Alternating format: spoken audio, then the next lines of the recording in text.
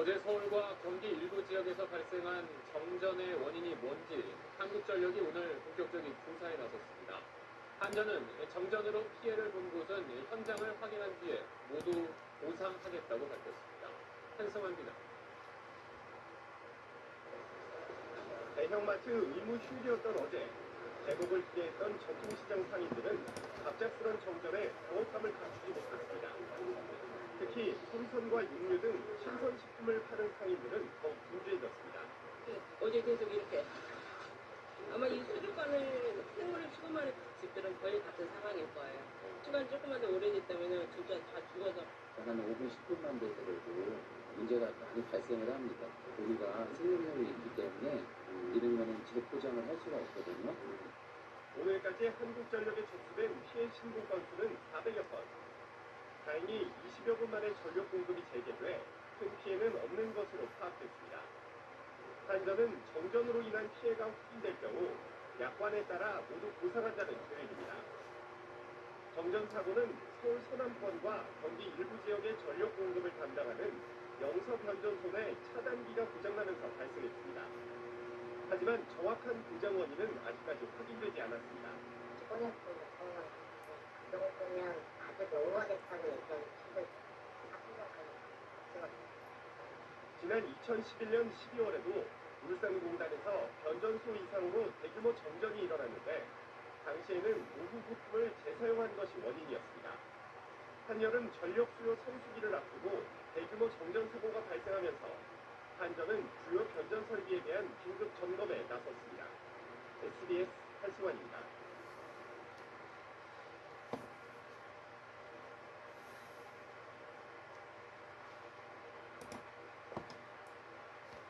전봇대 위에서 노동자들이 고압선을 자를 때 불길이 솟는 영상을 어제 뉴스미션에서 보도해드렸죠. 파장이 커졌습니다. 당시에 전기가 끊기면서 일대가 정전되고 자칫 화재로도 이어질 뻔했는데 한전 본사 측은 사고가 있었다는 걸 오늘에서야 파악했습니다. 뉴스미션 서규정 기자입니다. 지난 2월 말 세종시에선 전봇대를 교체하는 공사가 있었습니다. 당시 영상을 보면 갑자기 고압선에서 시퍼런 불길이 치솟고 노동자들은 뒤로 휘청입니다. 대체 선로가 작동하지 않는 상태에서 살아있는 고압선을 자르면서 불길이 일어납니다. 전기가 끊겨 주변 가구엔 정전도 일어났습니다. 하지만 한전 본사 측은 이 영상이 보도될 때까지 사고가 난 걸 몰랐습니다. 사실 그렇게 숨은 경우가 없거든요. 대체로 의도됐다라고 처음 판단을 하거든요. 그렇게 만들기 위해서 작용을 하지 않았냐. 사고가 나면 그날 바로 조사를 나가야 하는데 이곳 한전 세종지사도 이를 모르고 있었습니다. 현장엔 관리 감독을 맡는 작업 책임자가 있었지만 전혀 보고가 되지 않은 겁니다. 한전 세종지사는 사고 한 달이 지난 3월 27일에서야 이를 파악했습니다.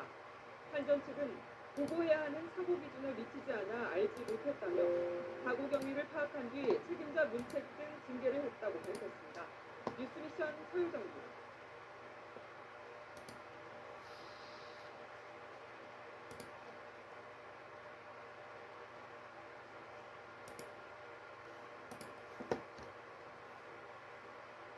지난밤에도 폭염으로 인한 정전 사태가 속출했습니다. 차량 화재 소식도 또 전해졌습니다. 최유병 기자가 사건 사고를 종합했습니다. 밤 늦은 시각 주민 10여 명이 아파트 단지 앞 도로를 서성이며 연신 부채질을 합니다. 놀이터 벤치에 앉아 잠시 더위를 잊어보려고 하지만 절로 흘러내리는 땀은 어쩔 도리가 없습니다. 어젯밤 11시쯤 이 아파트 단지 250세대에 전력 공급이 중단됐습니다. 지금 집에 선풍기도 안 들어가고 도저히 가까워서 잠을 잘 수는 없어서 너무 더우니까 차에 에어컨을 틀고 안에서 그냥 테레비를 보고 있어요.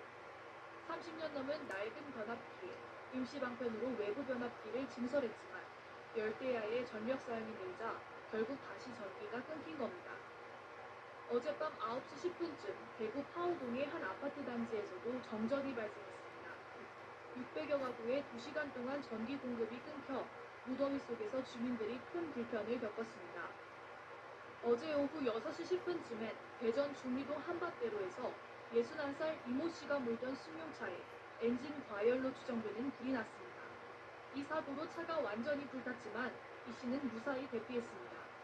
KBS 뉴스 최유경입니다.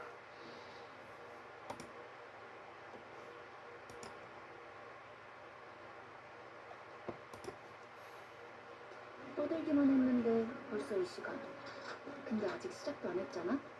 우리들의 짜릿한 이야기는 이제야 오픈. 큰 귀에 열리는 탄산 러쉬. 크러쉬. 장시간 정전으로 장사를 하지 못하게 되면 상인들은 영업에 큰 피해를 입을 수밖에 없습니다.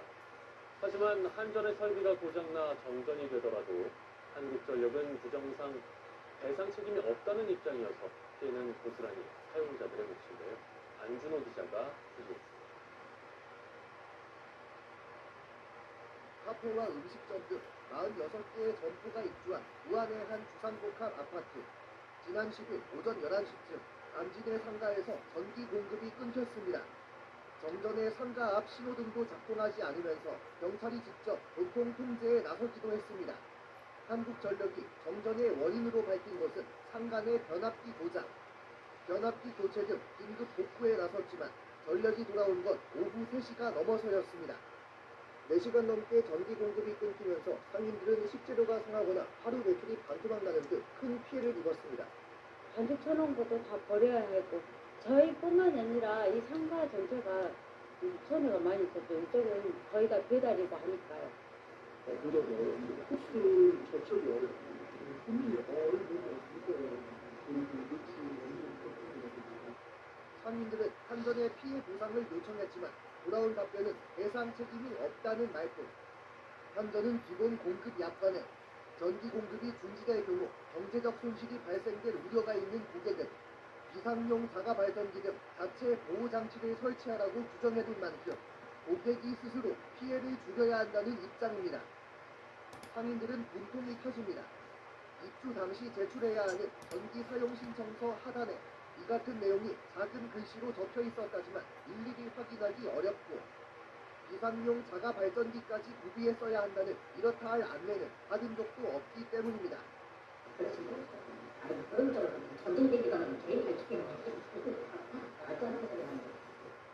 실제로 약관상에도 한전의 직접적인 책임이 아닌 경우 배상 책임을 지지 않는다고 명시해 놓은 한전. 하지만 여기에 한전의 전기 설비 고장까지 포함하고 있어 평소 설비가 제대로 작동하도록 점검 등을 통해 관리할 책임에서도 벗어나 있습니다.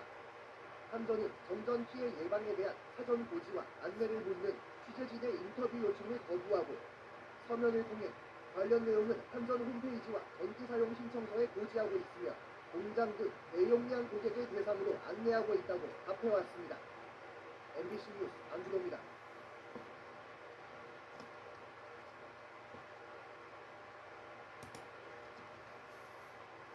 추석을 앞둔 어제 한 전통시장이 암흑천지가 됐습니다.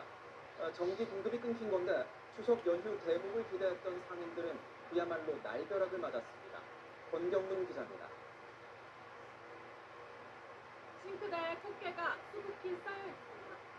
냉동 중이었는데 냉동고가 멈춰 모두 버리게 된 겁니다. 또 녹아버리니까 색깔을 계속 보내고 말라지잖아요. 소고추 시중가에 됐으니까 40만 원. 어제 저녁 5시 40분쯤 경기 부천시 상동시장 점포 100여 곳에 전력 공급이 끊겼습니다.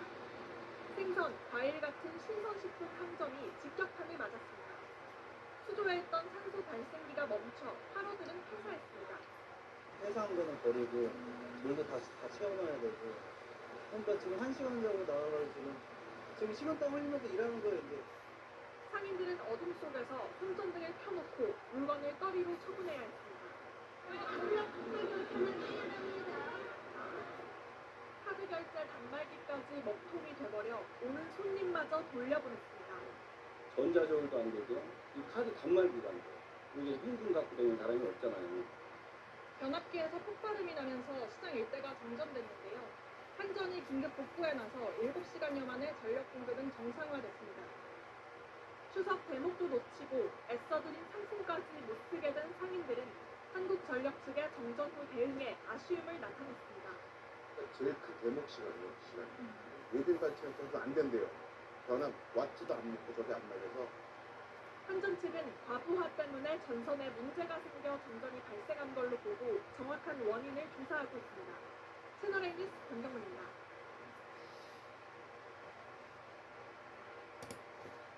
요즘은 사이다 우리 이제 그런 사이다 내랑 사이다.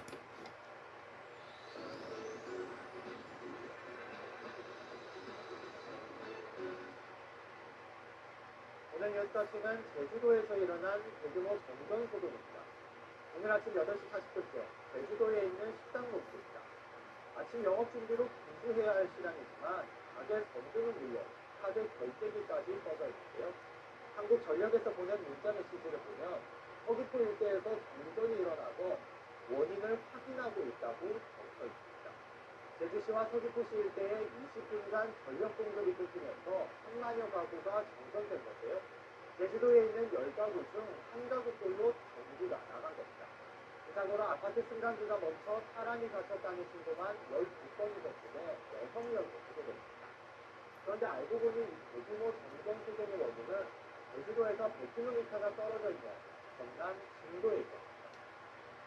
제주도에서 문제가 있어가지고 진도 보면 아닌데 진도 들어가서 쪽에서 서류 지나이 나가지고 정전이 돼 있는 곳에 다 이틀째 내린 장맛비로 진도 전환도에서 문제가 생겼다는 설명인데요.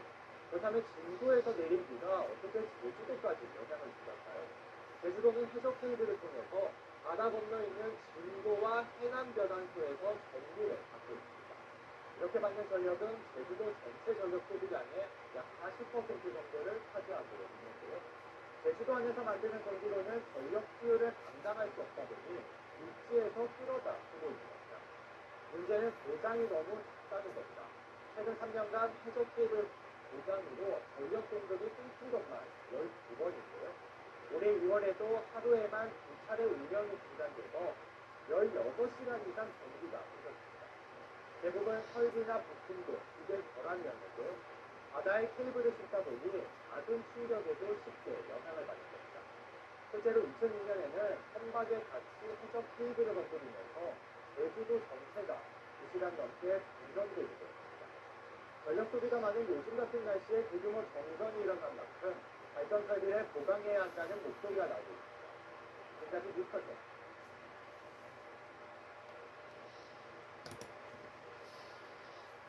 네, 이렇게 찜통더위 속에 잠 못 이루는 밤이 이어지면서 저절로 에어컨이나 선풍기를 틀게 되는데요. 전기 사용이 한꺼번에 몰리면서 변압기가 버티지 못해 정전으로 이어지는 사고가 잇따르고 있습니다. 보도에 화강윤 기자입니다. 한밤중에 난데없이 정전이 되자 주민들이 관리 사무실에 거세게 항의합니다. 소장이 기술자가 아니잖아요. 서울 번동의 이 아파트 1,400여 세대에 전기 공급이 끊긴 건 어젯밤 9시 20분쯤이었습니다. 친정에 가고요. 아침에 왔어요. 엄청 더웠잖아요. 여기서 도저히 잘 수가 없어갖고 여기도 왔는데 물도 안 나오니까. 열대야가 이어지면서 냉방기 가동으로 전기 사용량이 갑자기 늘어나다 보니 낡은 변압기가 버티지 못하고 불타버렸다는 게 한전 설명입니다. 옛날에 이제 그 설계되고 지어진 아파트라 가구당 쓸 수 있는 용량을 1kg 좀 미만으로 이렇게 제한해놨고 지금이 이제 그때보다 가전제품 같은 것들이 대형화되고 전기를 많이 먹는 제품들이 많이 있지 않습니까? 어젯밤 정전이 일어났던 아파트 단지입니다. 보시면 거의 모든 세대에 사용 전력량이 많은 에어컨들이 설치된 것을 확인할 수 있습니다. 이곳 외에도 경기 고양과 경북 포항의 아파트에서도 열대야 속 정전 사태가 잇따랐습니다. 산업자원부는 예비 전력이 10%를 넘어서 전력 수급 상황은 안정적이라고 밝혔습니다. 하지만 개별 아파트나 건물의 전기 설비가 낡았을 경우 전력 수요를 감당하지 못해 정전이 발생할 수 있는 만큼 사전 설비 점검이 필요해 보입니다. SBS 화강민입니다.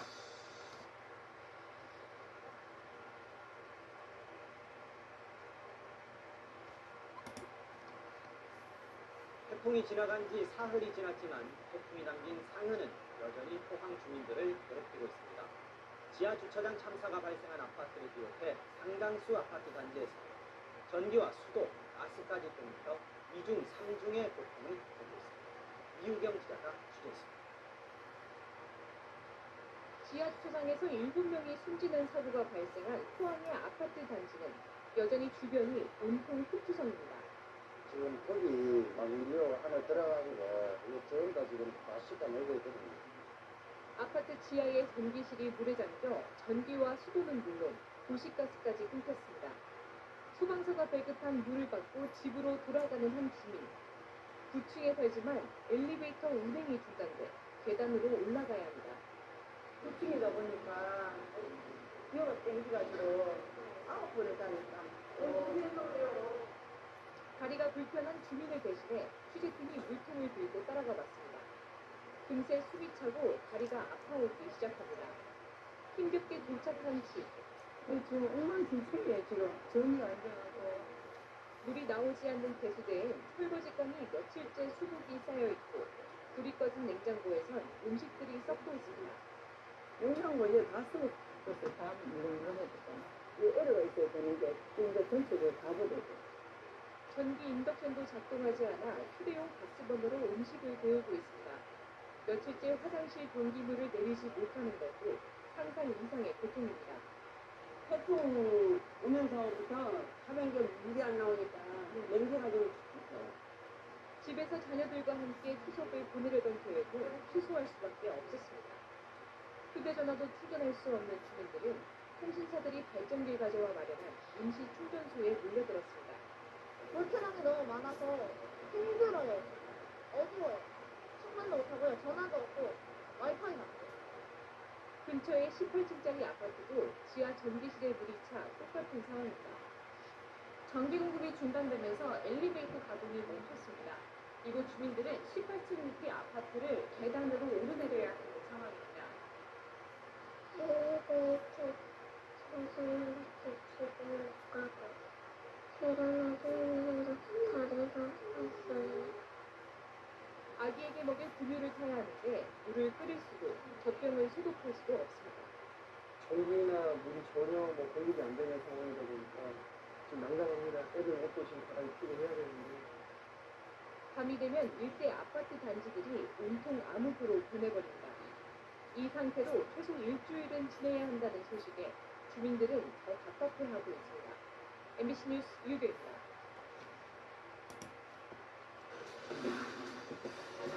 Curious? Icon.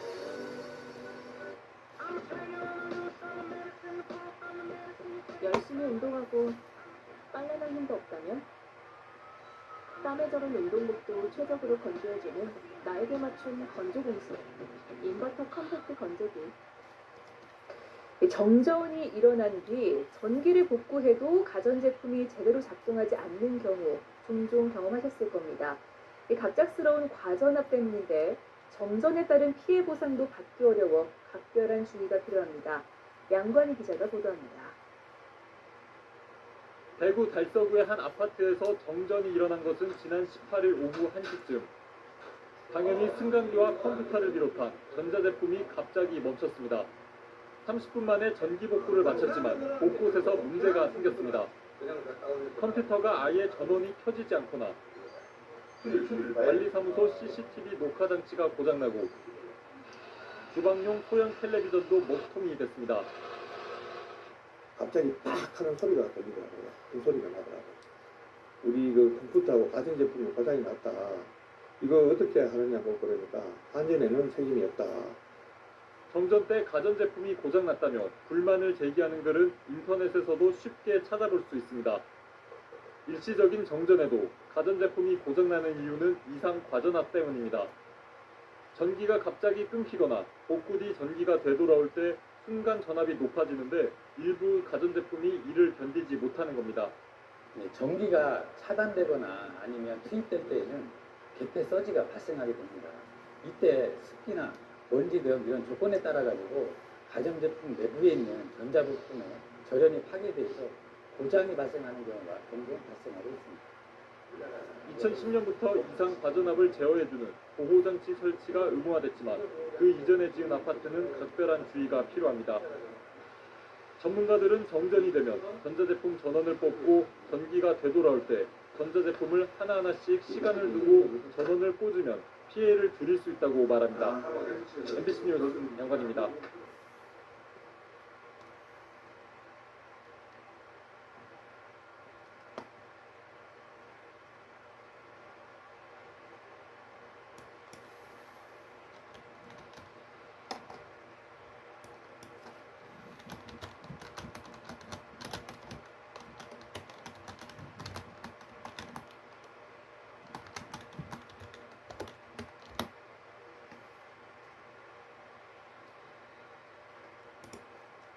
시내버스 좌석에서 젖은 우산을 말리는 한 승객의 모습이 포착돼 논란이 되고 있습니다.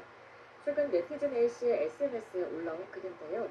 A씨는 비가 내리는 날 시내버스에 탑승했다가 황당한 장면을 목격했다고 합니다.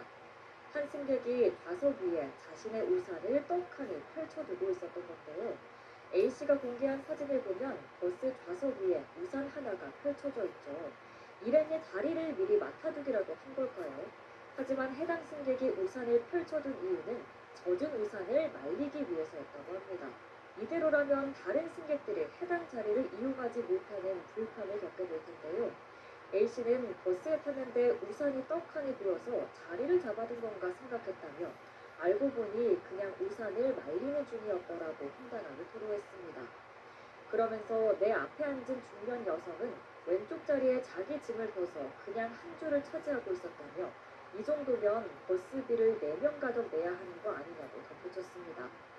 해당 사연을 본 네티즌들은 내가 저런 장면을 목격했으면 우산을 고이 접어서 바닥에 내던져주고 저 자리에 앉았을 것 같다. 기사님이 한마디 해주셨으면 매너가 부족한 승객인 것 같다.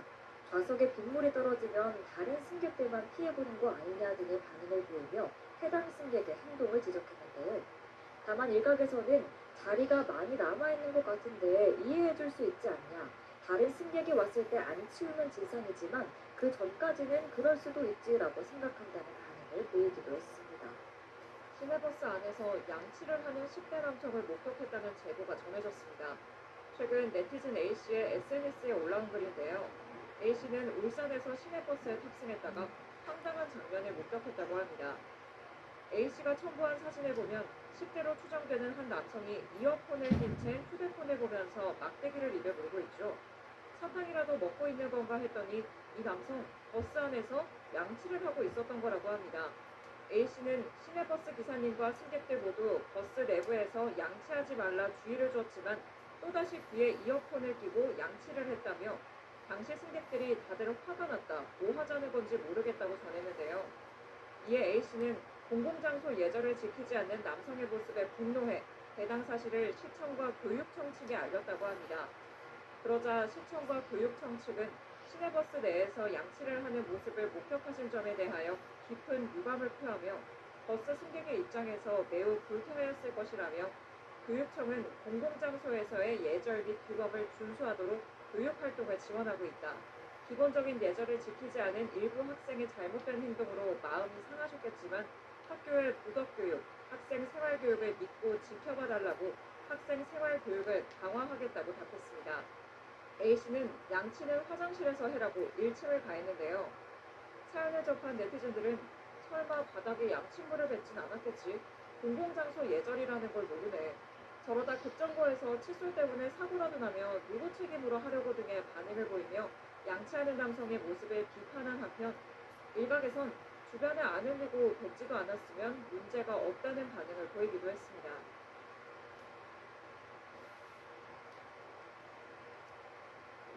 전 출장을 많이 다녔죠. 시각장애인 유튜버 원샷 한솔로 유명한 김한솔 씨가 최근 경기도 오산에서 혼자 버스를 타봤다며 올린 영상입니다. 내가 혼자서 할 수 있는지를 보는 거기 때문에 목적지까지 버스 2대를 갈아타야 하는데 일단 첫 번째 버스는 성공적으로 탑승합니다. 이거 53번 맞아요? 아, 제가 시각장애인이라서. 목적지에 다다르자 버스 기사는 천천히 내리라며 하차 안내까지 해줍니다. 저요? 감사합니다. 감사합니다. 하차까지 성공한 김 씨가 이번엔 두 번째 버스 탑승을 시도했습니다. 그런데 버스 기사는 김 씨를 쳐다보기만 할 뿐 앞문을 열어주지 않습니다. 지팡이를 쥐고 버스 근처를 서성여봤지만 결국 끝까지 문을 열어주지 않고 출발해버립니다. 다음 버스 역시 불친절하기는 마찬가지였습니다. 앞이 보이지 않아 버스 번호를 물어보고 타야 하는데 기사가 대뜸 짜증을 냅니다. 오른쪽 시선 안 가나요? 다른 거예요? 아, 네. 김 씨는 목소리가 잘 안 들려 다시 물어본 건데 짜증내는 듯한 버스 기사에게 화가 났다며 친절했던 첫 번째 기사님이 그립다고 말했습니다. 안 열어주는 것도 있었지. 그러니까 기분이 되게 속상한다. 영상을 본 누리꾼들은 당사자가 아닌데도 화가 난다며 불친절함은 그렇다 쳐도 문도 안 열어준 기사님은 너무하다는 반응을 보였습니다. 유튜브 구독자 64만 명을 보유한 김 씨는 자신의 채널에 시각장애인이 길 건너는 법, 밥 먹는 법 등 일상생활을 보여주는 콘텐츠를 올려 큰 호응을 얻고 있습니다.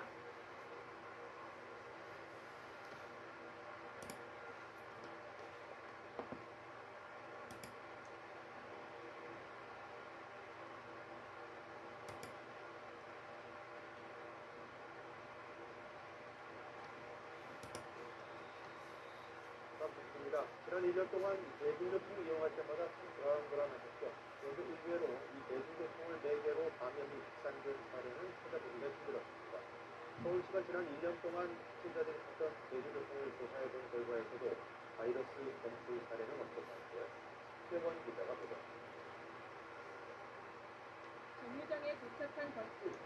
내리거나 타는 사람이 없어도 차량 문을 모두 엽니다. 감염 우려에 따른 환기 조치입니다. 승객이 많을 땐 아예 창문을 열고 운행할 정도입니다. 차도지에서 매매 소독과 환기를 하고 있고요. 통화하시는 승객에게는 자제하려고 요청하고 있습니다. 버스나 지하철 같은 대중교통을 이용하는 시민의 불안은 여전합니다. 마스크를 2개씩 쓴다거나 아니면 손잡이를 쓰랴 피부에 직접 닿지 않게 하면서 잡으려고 하고 지금까지 서울 시내 버스와 지하철 등 대중교통 종사자 중 감염 사례는 37건. 하지만 이를 통한 추가 감염 확산은 없었습니다. 정말 바이러스가 없는지 서울시가 확진자가 이용한 버스와 지하철에서 실내 공기와 손잡이, 의자 등을 검사했습니다. 450건의 검체를 채취했는데 바이러스는 단 한 건도 검출되지 않았습니다. 마스크 착용, 손 씻기, 그리고 대화 자제 등 개인 위생을 잘 지켜준 시민들의 노력의 결과라고 볼 수 있습니다. 자가 격리를 해야 하는 해외 입국자들은 일반 대중교통을 탈 수 없어 특별 수송 택시를 이용합니다. 지난해 4월부터 하루 평균 350여 명, 10만 명이 넘는 승객을 실어 날랐지만 기사 중 감염된 사례는 없었습니다. 해외 입국자에 의한 감염을 막기 위해 운전기사와 승객 사이에 가림막을 설치하고 손소독제도 비치했습니다. 손님이 하차 후에 환기와 함께 내부 소독을 하고 있습니다. 한 달에 한 번씩 전체적으로 선별 검사를 받고 있습니다. 서울시는 대중교통 종사자에 대해 주기적으로 선제 전수 검사를 하고 지하철 객차에 바이러스가 남아있는지 다음 달에 한 번 더 검사하기로 했습니다. KBS 뉴스 최원입니다.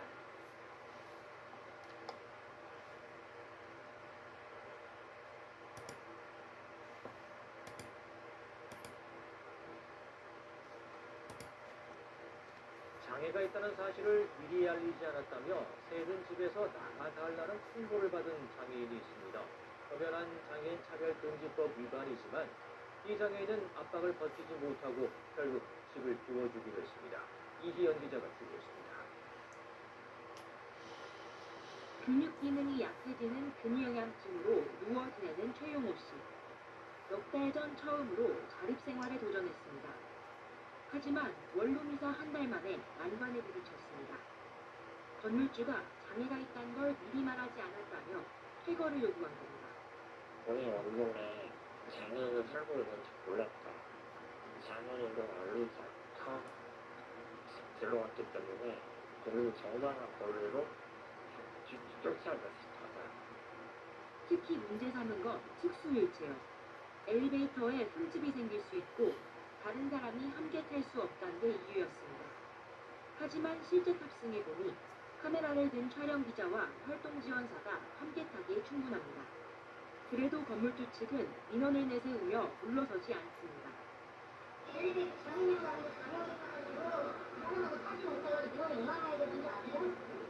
최 씨는 더 버티지 못하고 집을 비워주기로 했습니다.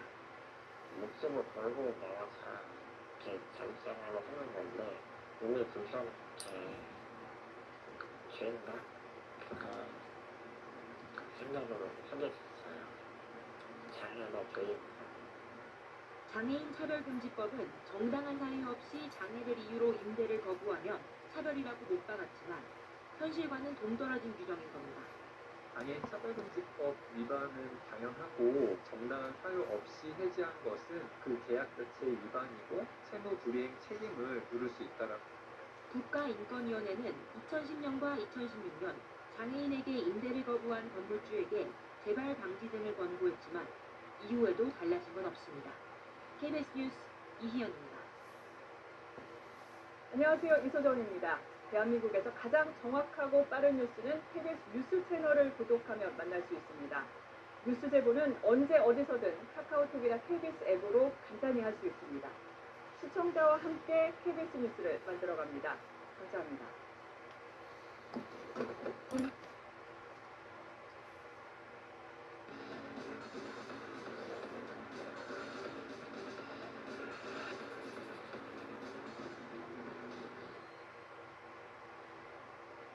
제보로 만드는 뉴스 제보자 순서입니다. 광주에는 발달장애인의 자립과 재활을 돕는 주간보호센터가 여러 곳 운영되고 있는데요. 한 주간보호센터가 입주한 상가 건물 3층에 원래 있었던 장애인용 화장실이 없어지면서 발달장애인들이 큰 불편을 겪고 있습니다. 어떻게 된 일인지 신민주 기자가 보도합니다. 광주 남구의 한 건물 3층에 있는 발달장애인 주간보호센터입니다. 한 발달장애인이 사회복지사와 함께 엘리베이터를 타고 옆 건물로 이동합니다. 여기 계단 조심해야 돼. 봐봐. 발달장애인이 찾아간 곳은 옆 건물의 한 장애인용 화장실. 센터와 같은 층에 있던 장애인용 화장실이 일주일 전 없어지고 일반 화장실로 바뀌었기 때문입니다. 1, 2층에 장애인용 화장실이 있지만 세면대가 없어 손조차 씻을 수 없는 상황입니다. 처리를 못하는 애들이 거의 대부분이에요. 장애인 화장실에서는 그래도 넓으니까 교사나 선생님들이 들어가서 같이 해줄 수가 있는데 장애인 화장실을 일반 화장실로 개조한 곳입니다. 이렇게 사람 한 명이 들어가면 한 칸이 꽉 차다 보니 보호자와 함께 이용해야 하는 발달장애인은 이용이 어렵습니다. 장애인용 화장실을 없앤 건 같은 상가 입주자들입니다. 입주자들은 일반 화장실이 무단으로 장애인용 화장실로 개조됐고 비장애인들이 이용하는 데 불편함으로서의 원상복구했다고 주장합니다. 하지만 센터 측은 무단 개조한 적이 없다며 장애인 권리를 무시한 처사라고 말합니다. 사무시설로 하나가 개조됨으로써 이렇게 밖으로 내놓아야겠는데 사는 게 이해가 안 가서. 장애인 주간보호센터는 광주에만 39곳, 대부분 보조금을 받는 비영리 기관이다 보니 편의시설 부족이나 차별을 겪는 경우가 많습니다. 이제 그 역할을 국가에서 하지 못하니까 그 센터에서 하고 있는데 좀 더 장애인들에게 접근성이라고 안전하고 편리한 공간이 되어줘야 한다. 장애인단체는 발달장애인의 자립과 돌봄을 위해 지자체가 보다 적극적으로 나서줄 것을 요구하고 있습니다. KBS 뉴스 손민주입니다.